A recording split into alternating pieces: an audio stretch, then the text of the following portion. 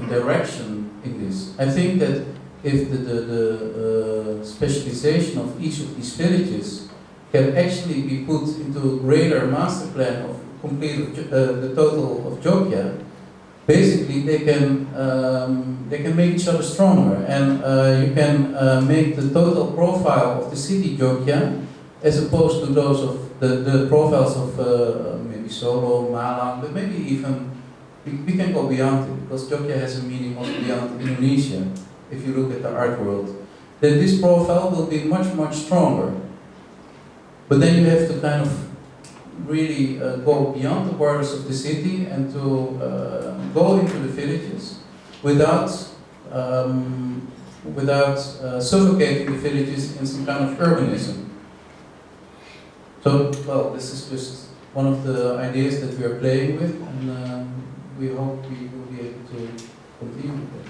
Maybe it's interesting. Publik berarti orang Batu lebih kaya.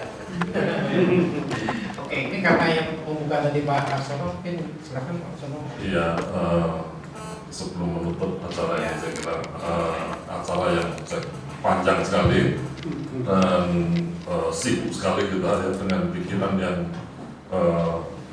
saya kira sangat tajam. Hampir saya mengatakan Jogja itu the lost city, dan itu memang harus lost karena yang berkembang di Jogja dan pembicara terakhir dari Belanda tadi masih menggunakan kata city dan village, padahal yang terjadi itu adalah kampungisasi. Jadi lebih baik mulai sekarang kita gunakan istilah kampungisasi Jogja, sehingga tidak ada beda lagi kota dan desa. Karena kampungisasi ini meminjam juga dari orang Belanda namanya Chris Patch yang menyarankan ini, Indonesia tidak mengenal kota dari awal dan tidak ada tempat satupun yang dibangun sebagai kota, tapi desa yang mengalami pertumbuhan mirip-mirip kota tapi belum sampai kota. Jadi lebih baik kita pakai istilah kampungisasi. Nah, kalau kampungisasi maka peran komunitas menjadi penting. Peran hijau-hijauan tadi menjadi penting. Mengapa tidak kita tanam misalnya untuk menyejukkan kota dan sebagainya, dan harus bersih ya Mas Sembo ya, itu tiap rumah satu pohon buah misalnya, mulai dari buah nangka sampai buah apa saja. Kalau Jogja itu katanya kota gudeg, padahal nangkanya itu impor loh di Jogja ini, dari Sulawesi, dari Lampung, dari mana-mana, dari Plumbon ya.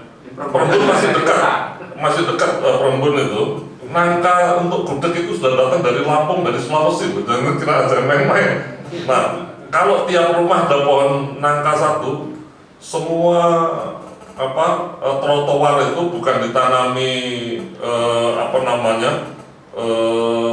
sono gete atau apa itu namanya, tapi tanami itu nangka atau tanami apa ya, mangga kalau perlu, supaya kalau orang lapar musim mangga tinggal petik aja.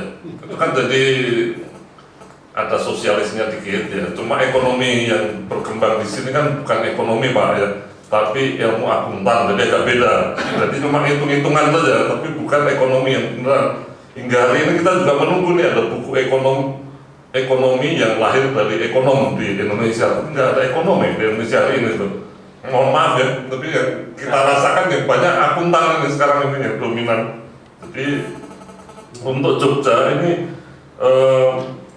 saya kira memang kata kunci yang sudah dikatakan oleh Pak Bobi tapi malu-malu hati itu namanya gerakan sosial yang dibutuhkan. Itulah yang dilakukan oleh Mas Sumbo CS ya.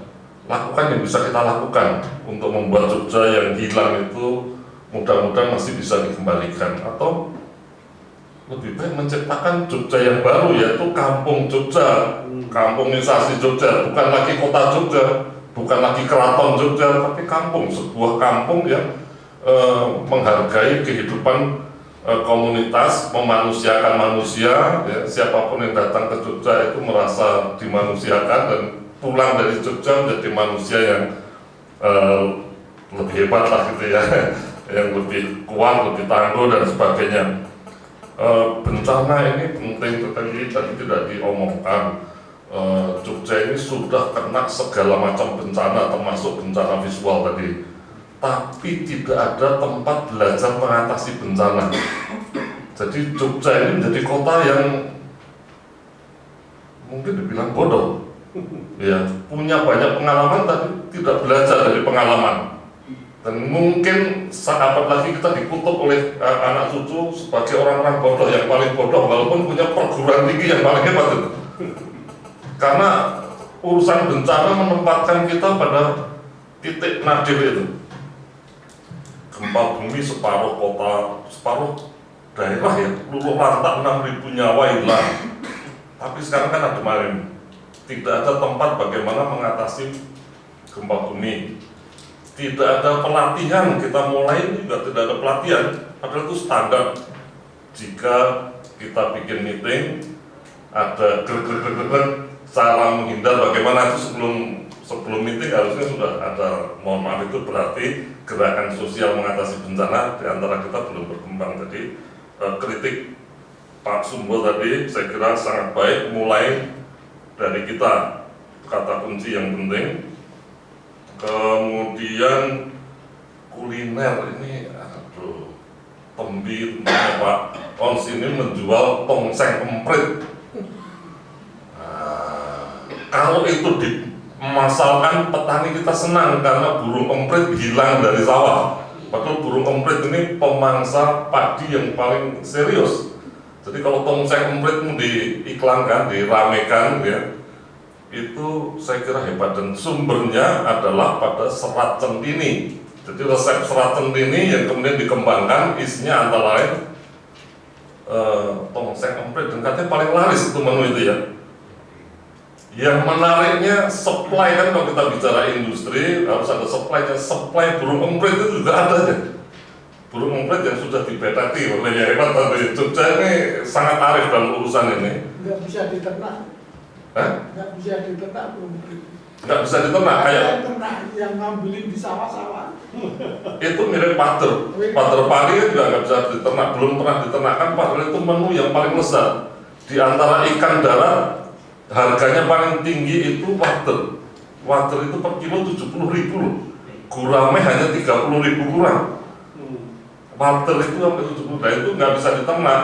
Nah, hal-hal seperti ini kan bisa menjadi acuan ketika kita mau belajar mengembalikan kampung, alam, dan masa depan perekonomian global. Nah, sampah visual saya kira menjadi penting.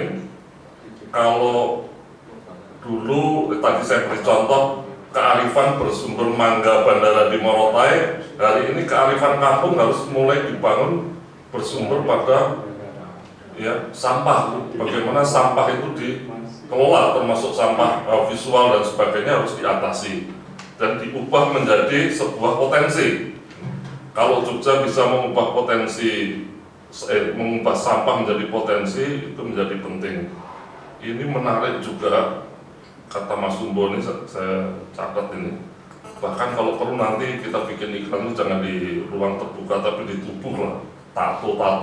Jadi ada urusannya penubuhan. Gerakan sosial itu memang harus menubuh. Orang Jawa menggunakan satu kata yang penting, yaitu namanya naluri. Jadi gerakan sosial itu harus menjadi naluri. Orang melakukan secara naluriah, dan yang namanya gemi, nastiti, sama apa tadi, ngati-hati dan seterusnya tadi, ojo dumai dan sebagainya, itu harus menjadi naluri. Nah sekarang kan nalurinya juga hancur ini. Kata kuncinya kemudian di pendidikan. Pendidikan itu harusnya menjadi gerakan sosial, tapi pendidikan yang ada sekarang kan sebagai komoditi.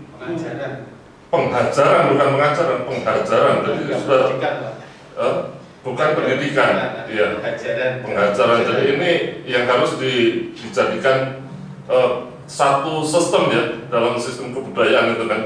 Ketika kita bicara bahwa kebudayaan itu harus menjadi naluri melalui proses penubuhan dan pendidikan, nah kuncinya pada gerakan sosial. Bapak Ibu sekalian, termasuk transportasi, ya, transportasi. Saya kasih contoh nih, saya pernah punya tukang yang hebat sekali. sudah meninggal, Mbah Somo namanya. Itu dulu dia bekerja sebagai ahli membuat piano karena bekerja di pabrik piano kan. Waktu masa tuanya bekerja sebagai tukang bangunan. Di rumah saya dia bikin plafon rumah seluas begini kira-kira sendirian tanpa bantuan kernet. Saya bilang, kok mau sendirian toh Mbak? Saya kasih kernet ya, nggak usah, mau bikin repot. Lalu suatu saat dia harus mengambil gergaji di Nogotirto, dari rumah saya ke Nogotirto itu kira-kira 15 km. Saya kasih bekalin mungkin dia ngebis Mbak. Wah, mobil nopo, melampah mendugi yuk. Bicara kaki Mbak. Melampah mendugi malah sakit ningali warni-warni, pohon warna kersane ngoten. Itu juga perubahan sosial yang penting sekali. Jogja ini seluruhnya bisa kita capai dengan sepeda. Saya terima mahasiswa dari Belanda, dari Wageningen tinggal di rumah saya 12 km tiap hari naik turun cewek loh ke Pulau Sumur naik sepeda. Saya sampai malu hati kalau kuat sekali. Ya apa kan udah tua, waktu muda saya naik sepeda, tapi sekarang udah. Artinya ini ada satu problem yang harus kita pecahkan secara komprehensif, dan konektivitas penting ya antara sepeda, moda-moda transportasi itu dihitung benar supaya tidak semua orang pakai mobil pajaknya harus dinaikkan atau segala macam lah, harus dihitung dengan baik ya, karena ini penting. Cepat sekali perubahan itu. Dulu dengan sepeda kita bisa nyaman sekali ya. Di belakang rumah saya itu ada Mbah Joyo namanya, perempuan begitu bangga, Pak Laksono kula niki bajingan wedok nomor 1 lho Pak. Nggih sopir gerobak dereng enten wong wedok nyopir gerobak kula saged. Jadi perempuan itu menjadi penting sekali ya. Gender dalam urusan ini tadi disebutkan dalam urusan kuliner terutama. Studi mengenai keluarga Jawa mengatakan perempuan Jawa itu mengontrol laki-laki melalui cita rasa asin, gurih, dan pedas ya. Sehingga laki-laki tidak suka makan di tempat lain kecuali masakan istrinya. Itu kehebatan perempuan Jawa, pelajarannya ya. Ini kan ketika ada perubahan begini, sambal yang digemari suami rupanya sambal tetangga, nanti yang bahaya ya. Jadilah masalah yang serius. Saya kira kita nggak bisa bias gender lagi pada masa hari ini. Jadi nanti tolong dalam rumusan kita, ya dalam usulan kita, urusan gender, gerakan sosial dan sebagainya kita masukkan. Jadi kita memang harus usul untuk apa tadi Pak? Kembali ke kampung. Kembali ke kampung, makanya istilahnya sekarang kampungisasi. Mari kita mulai mengajar di kelas-kelas di mana-mana bicara bagaimana kampungisasi kota Jogja, bukan urbanisasi, ya, bukan creating urban condition untuk rural areas dan sebagainya. Rural juga sudah habis. Petani Jogja itu menurut Pak Tajudin dari sensus Tajudin Effendi tinggal 3,45% seluruh DIY. Kalau angka resmi masih di atas 10%. Tahun 2011 itu masih sekitar 20% sekian. Kalah dengan properti. Tahun 2000 ya? Landnya itu kalah dengan properti. Westlandnya itu persis. Dan Jogja markup harga tanah tinggi sekali. nomor 2 termahal setelah Jakarta. Mungkin lebih mahal dari Jakarta. Sekitar Ring Road ini kalau nggak salah harganya sudah di atas 10 juta per meter itu. Gedong kuning yang dulu alas alas ngentak itu sekarang di atas 7 juta per meter kalau kita lihat di internet.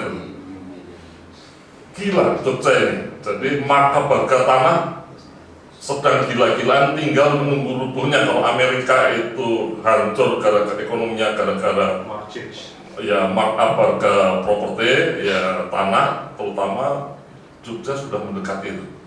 Ya, kita betul-betul ada dalam krisis, dan satu kata yang penting sekali yaitu kata aneh. Kita memang sedang menyaksikan keanehan. Ya. Jadi kalau kita belajar mengenai kampungisasi, itu belajar melihat hal yang aneh. Karena dia bukan kota, bukan desa, aneh dalam bagi pemikiran kita. Jadi tadi dikatakan misalnya masyarakat yang tanggung macam Jogja jadi sensitif, makanan mahal dan sebagainya, semua aneh. Di Jogja kalau mahal dibilang bukan Jogja. Loh, lalu Jogja apa? Ya. Jogja ya aneh itu. Jogja itu aneh. Jadi kalau mau membuat heritage sebagai identitas Jogja ya harus paham mengenai aneh. Jadi aneh Jogja. Ya. Punya perguruan tinggi yang hebat sekali, tapi kotanya mungkin termasuk yang tertinggal dari urusan pendidikan. Kota kita itu menjadi tempat orang miskin loh. Mohon maaf ya, diam-diam. Mudah sekali mendeteksinya. PSIM bangkrut, PSS jaya.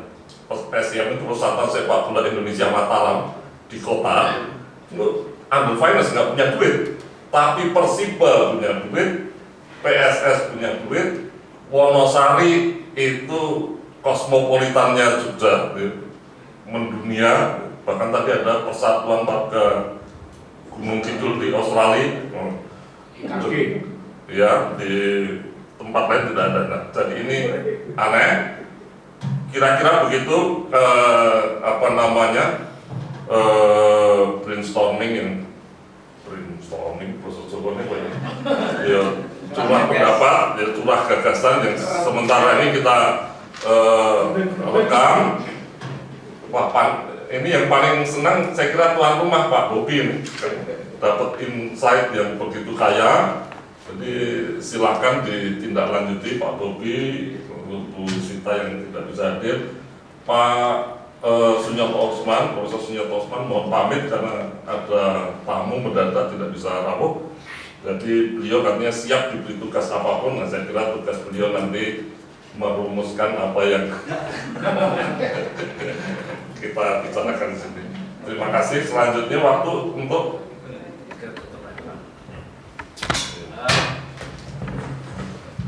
Terima kasih Bapak Ibu sekalian. Saya kira produktif sekali ya diskusi kita hari ini.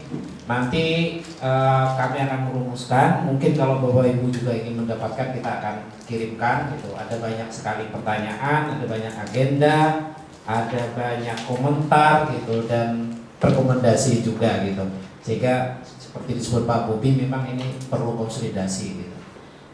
Mungkin tambahan aja sedikit. Sebenarnya dalam konteks hubungan antar komunitas atau antar agama, Jogja juga mencatat rekor paling banyak kekerasan di Jogja 2 tahun terakhir. Ini menarik karena keistimewaan Jogja itu pada dasarnya harmoni dulunya. Orang dari berbagai tempat datang, dari berbagai agama datang gitu. Tapi sekarang juga aneh itu tadi gitu. Jadi seperti ini. Mungkin ini tambahan gitu ya. Demikian Bapak Ibu sekalian. Ini sangat bermanfaat sekali. Terima kasih atas semua sumbangan pemikirannya. Kita akan mengakhiri dengan makan siang ya Mbak Yani. Oke. Demikian dari saya. Selamat siang, selamat makan. Assalamualaikum warahmatullahi wabarakatuh.